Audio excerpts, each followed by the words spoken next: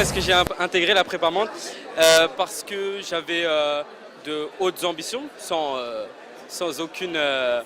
mais en fait, j'avais le choix entre aller à l'université, faire un IUT, etc. Et j'ai fait un choix qui est assez logique. C'est-à-dire que je me suis dit, bah, autant consacrer 2 ans de ma vie à vraiment remplir mon cerveau, entre guillemets, si je puis dire, pour préparer mon avenir au mieux et pouvoir intégrer les meilleures écoles de France au niveau commercial, puisque moi je voulais faire une école de commerce.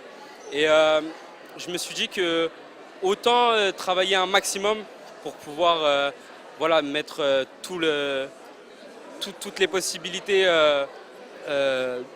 pour pouvoir acquérir un maximum de savoir et avoir toutes les chances de mon côté.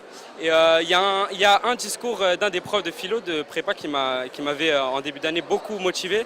Il parlait un peu, il avait fait une comparaison il avait fait une comparaison avec la baguette magique d'Harry Potter, et puis il disait qu'en fait la baguette magique c'est notre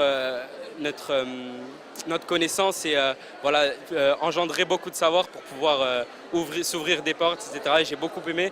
Et donc voilà. Donc en fait, pour moi, la prépa, c'est vraiment en fonction de son ambition. Il faut viser vraiment haut. Il faut se donner pendant 1 an et demi. Et puis voilà, c'est là où on joue vraiment notre avenir. Il y a aussi un autre copain qui m'avait expliqué que si j'intégrais par exemple HEC, voilà, mon avenir, elle était presque jouée. Et puis je me suis dit, bah voilà, autant tout miser pendant ces 2 ans et donner un maximum. Un peu comme Amir, moi aussi je suis venue en prépa parce que j'avais certaines ambitions et que je sais que je pouvais les atteindre qu'en ayant suivi une certaine formation, donc notamment la prépa. Et donc du coup, qu'est-ce que je peux dire de la prépa, c'est que je dirais pas que c'est accessible à tout le monde, mais ça reste quand même accessible parce que c'est une formation où en fait on fait le plein de connaissances vraiment pendant 1 an et demi. Donc pendant 1 an et demi, en fait, on fait vraiment le plein de connaissances et on est quasiment assuré en fait d'avoir un bel avenir, quoi, parce que dans tous les cas, même si on n'atteint pas forcément le top 5, parce que c'est pas tous les élèves de prépa qui atteignent le top 5 des écoles, on est assuré d'avoir une bonne école et une bonne avenir dans tous les cas. Et qu'est-ce que je dirais aussi de la prépa, c'est que le plus important dedans, c'est vraiment l'organisation, parce que c'est l'organisation qui fait tout, le travail.